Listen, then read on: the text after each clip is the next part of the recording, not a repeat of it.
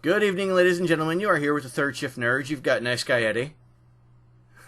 He's doing his Ray Charles impression. Just one more reason I'm going to hell. Ray Charles, well, what the hell? He can't see me from heaven, so. You got me. Music Matt and Lenny couldn't be here tonight. We're going to do their stuff separately. A bunch of bitches. But, ladies and gentlemen, we have a very, very nice podcast for you tonight. You want to tell them what it was? Well, it's a movie I've been wanting to see. I've had my doubts about it, but after seeing it, I knew that my first guess was absolutely right.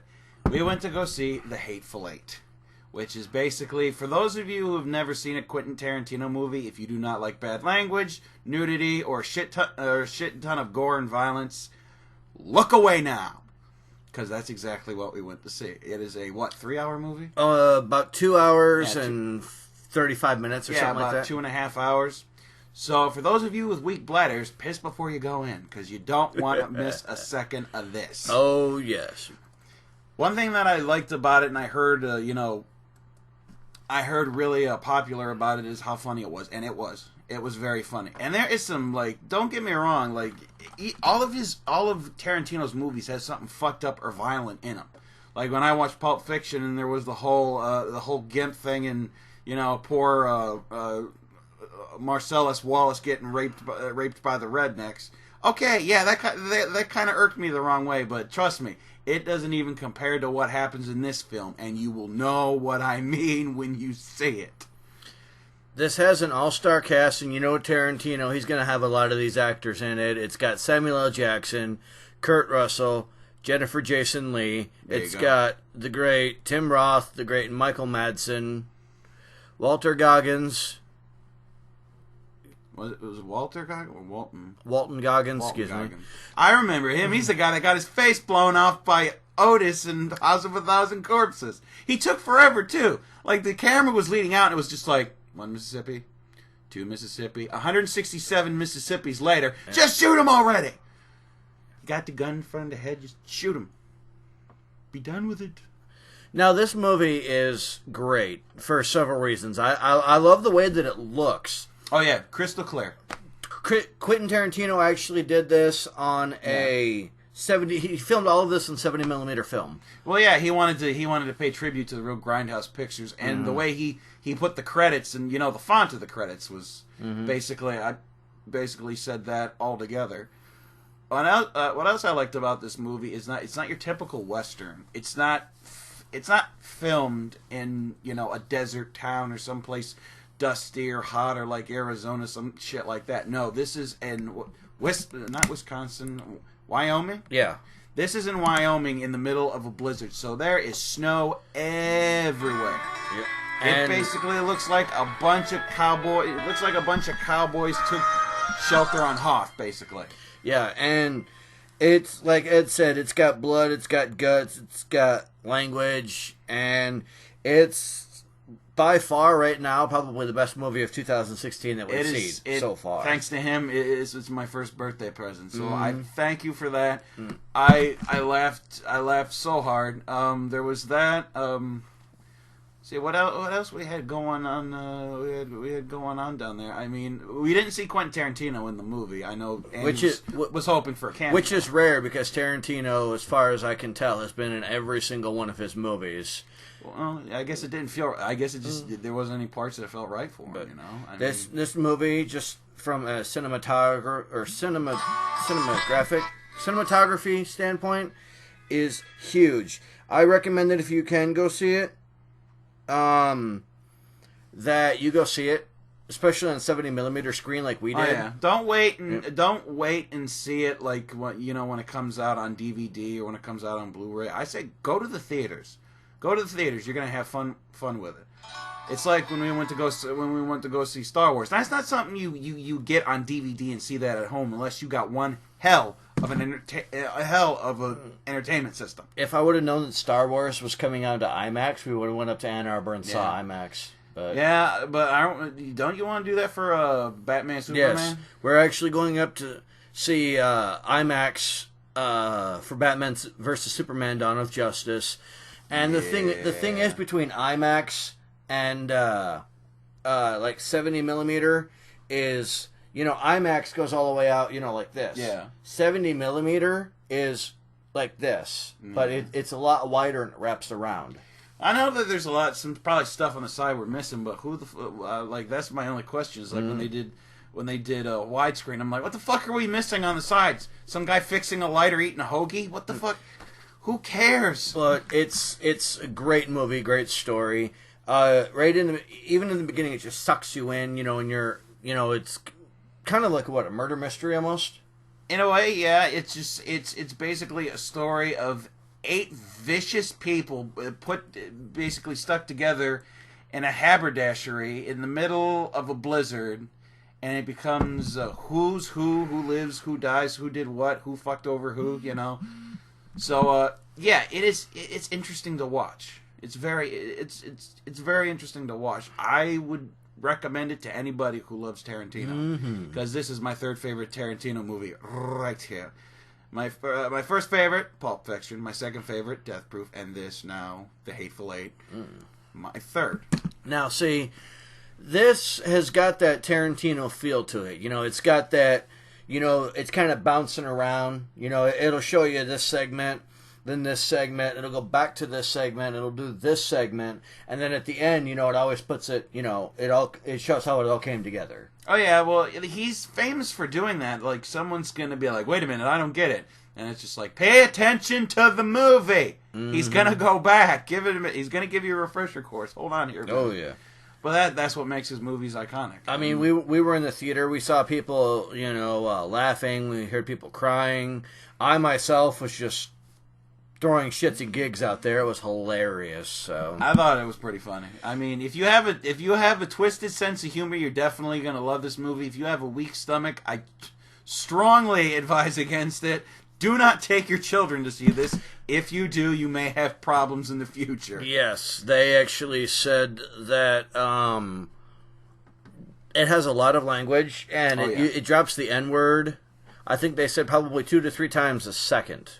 Yeah, I just it was a time. This was during cowboy era, the Civil War, and back then our African American brothers and sisters weren't properly spoken upon. So yeah, if you do not like racial slurs, you don't like cussing, you don't like violence, and you don't like fucked up sadistic humor, this is not the movie for you. I hate to tell you, but you know what? If you've got an open mind and you like Tarantino movies, I suggest you get $10 and you go to your nearest theater and you see this shit. Yes. It's this movie is right up there, cinematography wise, with something along the lines of like Star Wars or even Mad Max. Yeah. And that's one that I wish we could have went and saw in IMAX as Mad Max. That would have been awesome. Well, either way, we still saw it in theaters. It was still pretty fucking cool in theaters. And I enjoy that. That was, I think, one of my first favorite movie of 2015.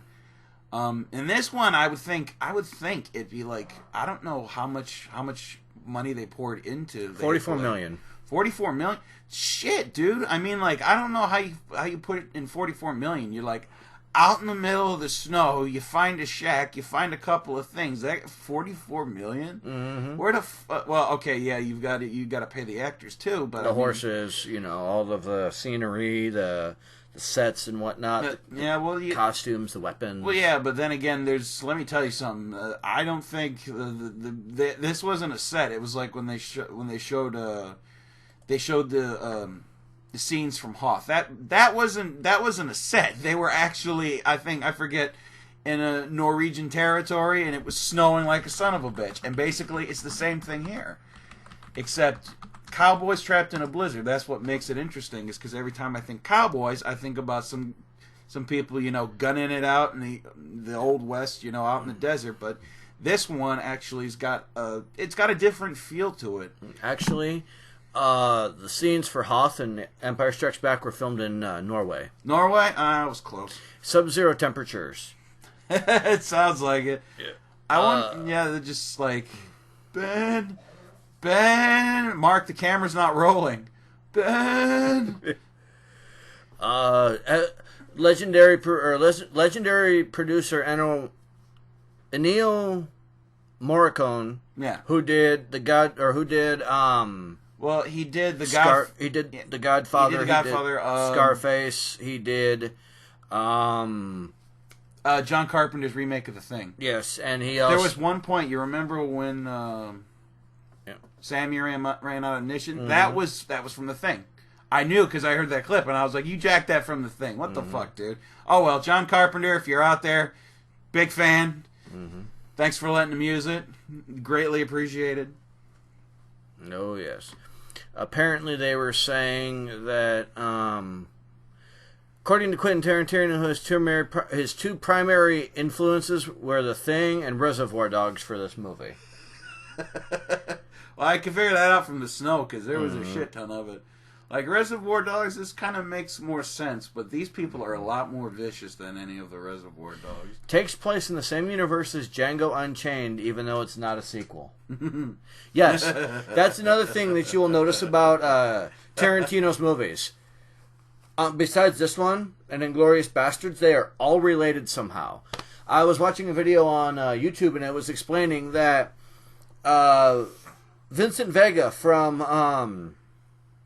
Pulp Fiction was Vic Vega's brother from Reservoir Dogs. Michael Madsen's character, that's his brother. And either way, Vincent Vega's a fucking moron. Mm-hmm. I don't care. If I had to choose between Jules Winfield and Vincent Vega, I'd pick Jules Winfield in a second. This is the first movie that Quentin Tarantino has starred on, which he has not officially been in front of the camera. He is credited, though, as an actor in the movie because of his narration for the movie. Yeah, no, that's the only you actually you don't see, but you hear of him. That's the only part he takes in the movie, which is weird because usually you see him in all of his movies. This is the sixth collaboration between Tarantino and Samuel L. Jackson, including Jackie Brown, Reservoir Dogs, Kill Bill Volume 2, and Inglourious Bastards, which Samuel L. Jackson actually narrated. The fourth one for Michael Madsen, third one for Tim Roth, and the first one with, what's his name? Kurt Russell. That was the thing that I couldn't understand. Like, Tim Roth, you think of him from Reservoir Dogs, and you think him as that, you know, that piss-poor excuse from a bank robber from Pulp Fiction. You hear his accent, kind of like, it's a British accent, but this one... But you see his new character, and he sounds like a British gentleman. Like, I'm not kidding. Like, Boulder Derby, three-piece suit, you know. I'm sitting here listening to him speak in the dialect of, like, Mary Poppins, and I'm like, you sure this is Tim Roth? It's just like, I'm sorry. I was blown away by it. But no, do not be fooled by his demeanor. He is a vicious bastard as well as the other seven. And if you don't figure it out in the beginning, you will by the end. Katie Sackhoff was actually originally up for Jennifer Jason Leigh's role, but Quentin Tarantino considered her too young for the role. Too old, yeah. I don't know. I really feel bad about Katie Sackhoff getting knocked around. Some of the other characters up for the role were Michelle Williams, Robin Wright, Gina Davis, Evan Rachel Wood, Hilary Swank, Demi Moore. Even Jennifer Lawrence is rumored to play in it at first. That would have been fun. Yeah, I think she would have just like, I would love to sit down and have coffee with her. She seems like a blast. Oh, yeah. And then you've got Bruce Dern, who played a Southern general. Who played the Southern general in this. It was pretty cool. It was pretty cool most of the movie, but let's just say that he's a bit racist. Yeah, just a pinch, just a little. This bit. takes place during Civil War. Yeah, the Civil War. Just after the Civil War. So basically, they're going at it about the Civil War during half the movie, like people are going at it about the Kardashians and Kanye West nowadays. Except back then, they were actually talking about something that actually meant something. I'm still under the opinion that, much like Freddy Krueger in A Nightmare on Elm Street, if you take away the fear, Freddy loses his power and disappears. I'm pretty sure if we ignore Kanye West and Kim Kardashian and all the Kardashians, they'll disappear. Hopefully, that's one question that I always ask myself, and I'm glad to hear it out of the lips of Tasha Leggero. How did a family of Armenian whores capture the heart of America? Anywho, back to the Hateful Eight. I don't know. But there's not enough positive things you can say about this movie. So far, it blows everything away. Acting wise, visual wise, it's a great movie. It's I don't have any bad things to say about it, other than, the language is a bit excessive, but like Ash versus Evil Dead, you can actually never have enough blood. Well, yeah, like Ash versus the Evil Dead, I think it almost matches it pound for... No, not think about it.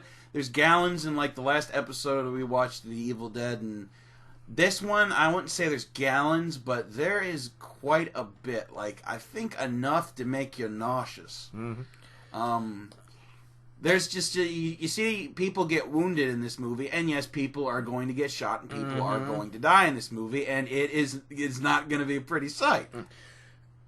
According to reviews and whatnot that I'm reading, this is actually Quentin Tarantino's. People did not like this film. Why?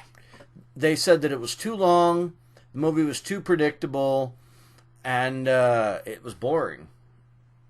I think people have, like, too high expectations for people as far as acting goes, as far as movies go. People will go and see shit like Twilight on movie screens and be like, oh my god, it was such a great movie.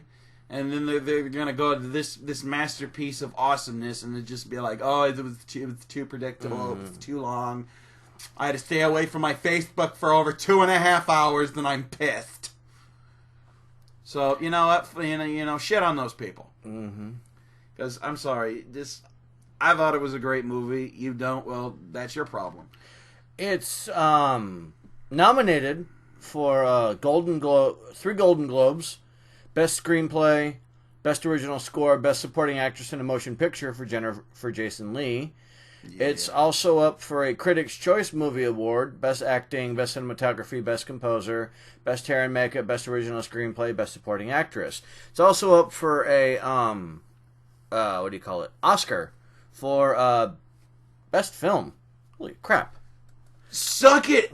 Suck it! Suck it, haters! Couldn't find the fucking camera. But it's like we said, about 2.5, almost 3 hours long, but it sucks you in. But it does pull you in. At first, you have your doubts. It was like when we went to go see The Force Awakens, and then afterwards, you past a certain point, you are sucked in, and you do not want to get out of your seat. Mm-hmm. Unless you have to piss, you do not want to get out of your seat. Mm-hmm. And it's funny. This movie was $44 million, but it only grossed $30 million. Shit. Yeah. That's why they're saying that this is Quentin Tarantino's worst movie. How the fuck can they say that? This is the worst movie? I thought it was a blast. Probably because some people are, just so sensitive. Mm-hmm. People are so sensitive. It's like, ew, I don't want to see this. Then why did you go see a Quentin Tarantino movie? I take this back. This is actually the third collaboration with Quentin Tarantino and Kurt Russell. First one was Death Proof. Second one was Grindhouse. No, Death Proof. Yeah, Grindhouse, Planet Terror, and then Hateful Eight. So actually, no, I think Robert Rodriguez did. No, I'm saying that the third one that they were in, like that they worked on together. Yeah, but yeah, I'm a big Tarantino fan, and just him, getting some of these actors in this is awesome. Because first time I saw it, I was like, oh my god, it's Snake Plissken. I know, right? Call me Snake. Do you know that there's actually there was a rumor flying around for a while that there was going to be a Escape from L.A. sequel. I would love to see it. But the thing is, it's going to be a sequel to the movie, but it's a prequel. You know how they're always referencing the incident in Cleveland? Yeah. They were saying it was originally going to be called Escape from Cleveland. And it was going to be about him and the other guy. Who, what was it? Carjack Malone? Yeah. Who ended up turning into Pam Grier somewhere down the road? Yep. My name is no longer Carjack Malone. It's Hershey. I'm surprised that he did not use anybody like Steve Buscemi. Yeah, I'm surprised. What's his name? Harvey Keitel. Yeah. They are in a lot of Tarantino's movies. Well, that's the thing, though. Harvey Keitel isn't really what you call practical for a Western. Like Harvey Keitel, you could see in some of these crime movies, or even, especially like mafia movies, like Mean Streets. But you really, like, no offense to Harvey, but you can't really see him as a cowboy. I mean, I don't know. He was a cowboy in The Ridiculous Six. Him and well, this is comedy, though. I don't know. I don't know if you could, like, Harvey Keitel seems like a guy that plays a city thug or a city hitman or something. But, like, The Ridiculous Six is obviously a satire of the Hateful Eight. The one thing I did not... Okay, I take that back. There is one thing I did not like about this movie. Channing Tatum. Yeah. Me, I'm not... I don't care either way. I mean, as long as he keeps his clothes on, I'm perfectly fine with that. Oh, God. Like, me, it's just like, let's go see Magic Mike. I'm like, why would I want to watch a movie about a bunch of muscle dudes dancing around for women? Mm-hmm. And yes, for those of you who don't know, there are male strip clubs. It is a fact. It does exist. It does happen. So if your girlfriend gets pissed at you, you go off over to some place called Titty Shakers for your bachelor party, and she whines at you. You can just come back at, at least I didn't go see Magic Mike. Yes. Now we're going to transition from, real quick. If you had to give it out of 5 stars, what would you give Hateful Eight? In my opinion, I'd say 5 stars. 5 stars? Other than Channing Tatum, but I'm not going to count that. I have to give it 5 stars as well. And I know a lot of people aren't big Tarantino fans, but go see this movie. See it on a 70mm screen if you can, or even an IMAX screen, because there's a lot of detail in the movie. Yeah. And it's great. Even it's 2.5 hours long. Great movie. I strongly suggest it. Now we're going to transition from that into something else here real quick. Ash vs. Evil Dead. This is a direct sequel to Evil Dead 2 and Army of Darkness. Bruce Campbell has done it again. Yes, he has. It's like going from watching Evil Dead 2 to Army of Darkness right to Ash vs. Evil Dead. It's basically where, it's basically where, he left off. Mm-hmm. Like what happens to him after, Army of Darkness.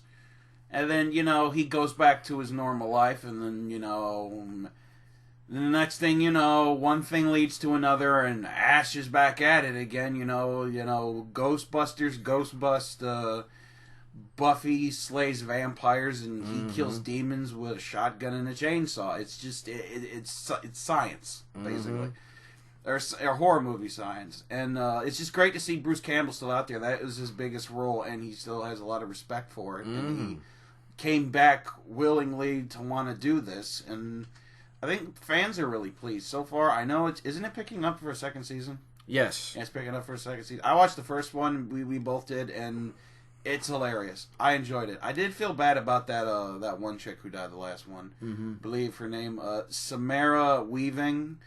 Very gorgeous British girl. Ends up decapitated in one of the episodes. Who is also Hugo Weaving's niece. Apparently, I found out online. Gorgeous lady, wouldn't mind sharing a cabin with her. That's another thing. I got to give it up to the gore factor in all this, because they do not stop with the gore. Sam Raimi said, "Believe me, there's going to be plenty of blood in Ash vs. Evil Dead." And there has been so far. There's been points where I'm like watching it, and I'm just like, okay, I think my skin's starting to crawl now. Yeah. I think we've gotten past what we set out to achieve here. Mm-hmm. And it was there's only 10 episodes. Well, 11 because the first episode's considered 2 one-part episodes. Yeah. But it's a 2-hour episode, or it's an hour episode. Excuse me. So it's 2 30-minute episodes. But 10 episodes is, in my opinion, not bad. I didn't like the ending of the season. But he's going to come back and kick some ass. Well, it's not going anywhere. If they're able to get this onto TV, I mean, even if it stars, there's no way in hell you'd be able to put this on cable. Highest rated show on Stars, 15 million people per episode. Exactly. There's some shows. there's some shows I watch, I'd watch on Stars, and this is definitely one of them if I had Stars. Oh, yeah. But I mean, it's funny, it's bloody, not a whole lot of nudity, but you know what? After a while, once you get into a good storyline and some hilarity, it doesn't matter. That's being a horror fan for God knows how many years. That's when you know you've got a horrible horror movie, is when it is just chock full of tits and blood. Don't get me wrong, they're not bad components, but when you put too much of that in there, it's just like, yeah, this movie kind of looked like it was shit out and put in front of a camera. And it was actually, it's funny. What was it? You actually get to see Lucy Lawless. Nah. Naked. Well, yeah, at least from the back end. And Lucy Lawless looks good. I don't know what she's doing. I don't know if she's going to the gym or, she's a vampire sucking the life out of teenagers. But you know what?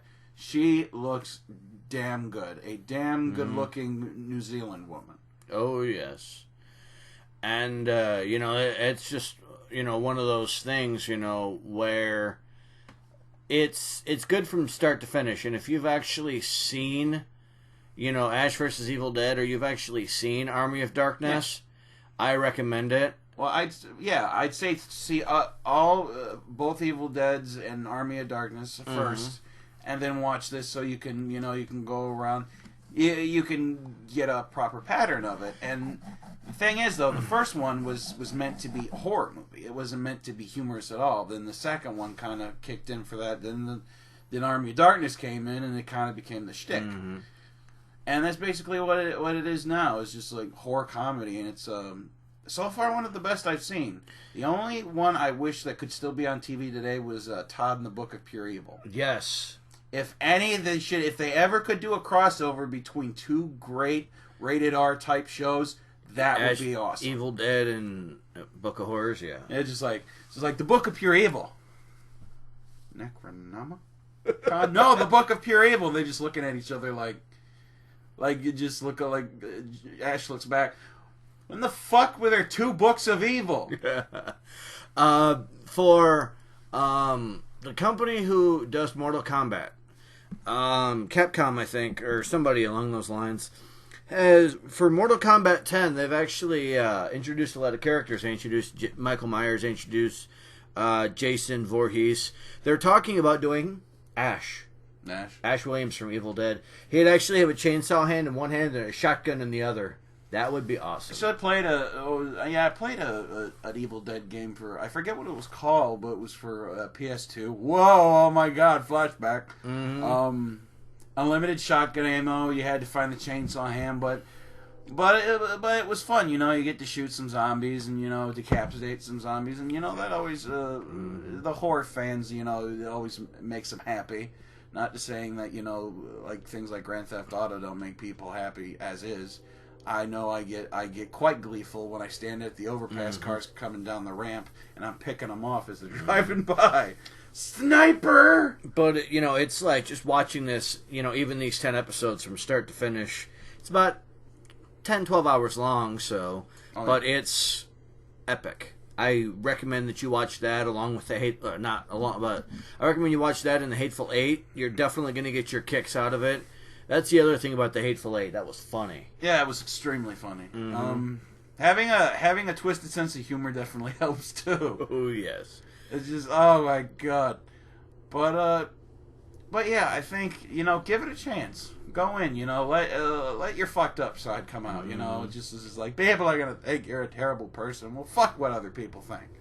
I'm gonna go. I'm gonna laugh. I remember when I went to see Grindhouse for the first time, and they were showing Planet Terror, and there was a scene where I forget, like Marley something. She played a nurse. I forget her name. Marley Shelton. Yeah, that's it. And she goes into the house to do whatever, and she gets out of the car. Before she gets out of the car, her hands are rendered unuseful. I'm not going to get into it, but she can't really do anything with her hands, so she finds a way to open the glove compartment, and a pistol's in there, and she gives it to her son, and her son goes, "Now I want you to take this, and anyone who comes up to that door that isn't me, I want you to shoot them. like you do in your video games. And he looks at her and goes, what if it's Daddy, especially if it's your dad? I remember. And she gets up and leaves, and he's sitting there like this, and she's just like, don't do that, you'll shoot yourself in the face. Not even 10 seconds after she got out of the car, all you hear is BAM! And you just see a light flash inside the car, and I lost my shit completely. It's just like, I don't care if I'm a terrible person. There were 3 of us just cracking up in the theater. I'm like, you dumb bitch, you gave an 8-year-old a loaded gun. That's like the What one. is wrong with you? That's like one of my favorite Tarantino scenes is from Pulp Fiction. And it's Jules Winfield, Samuel L. Jackson, and Vince Vega, John Travolta. They're driving that car, and they've got the guy in the back, and he turns around, and he's asking him a question. He's got the gun pointed at him, and the gun goes off. And Samuel L. Jackson's just flipping the fuck. He goes, what the fuck, man? It's just like, the cops are going to stop us. There's blood over the back window. It's just like, I shot Marvin in the face. I'm just sitting there. Apparently it went off by accident. He's just like, you must have hit a bump. The car no hit no motherfucking bump. And I'm just like, and it just, I felt bad. Poor Phil Lamar, that poor bastard gets shot in the face just asking questions. Hey, pow! He's just like, so they were asking him, so he's like, hey Martin, how do you feel about what happened back there? He's like, man, I ain't even have an opinion. John Travolta turns around. Well, you gotta have an opinion that somewhere just the gun goes off for no reason, and the next thing you know, he's got a hole in his face, and there's blood covering the back windshield. That's probably that scene, or the what's the name of that burger place? Big Kahuna Burger scene. Big Kahuna Burger. This is a tasty burger. Do you know what they call a quarter pounder with cheese in France? Royale with cheese. You know why they call it that? Because of the metric system. You one smart motherfucker, Brad. I don't think that there's one Tarantino movie I haven't liked. Me, I wasn't crazy about Reservoir Dogs. I have to say, I did like Michael Madison's his shtick in it. Just, you gonna bark all day, little doggy, or you gonna bite? Well, the downside with him is he was a psycho. He just uncontrollable. Vega, his brother's downside was the fact he was just stupid. He was a fucking junkie. He was a heroin addict, and he gets sent to Butch Coolidge's place to ice him. Butch Coolidge comes back for his watch of all fucking things and finds a silenced MAC-10. For those of you who don't know what that is, it is a submachine gun sitting on the counter. Out walks Vega out of the bathroom. Hear the toilet flush, and he just looks over, and here's Butch Coolidge, played by the great Bruce Willis. And then just the next thing you just see that subtle look of oh fuck in his eyes, but right before he gets iced, and I was just like, you stupid son of a bitch. Mm-hmm. So see, I didn't like Jackie Brown. I wasn't a huge fan of Jackie Brown. You are to Reservoir Dogs as I am to Jackie Brown. Yeah. Have you seen Kill Bill? I have not seen it yet. Kill Bill Volume 1 and Kill Bill Volume 2 are another Tarantino movies that I think you would like. Definitely great. You get to see Uma Thurman. You get to see the late, great David Carradine in it. But it's awesome. I recommend that. And then, of course, I've got...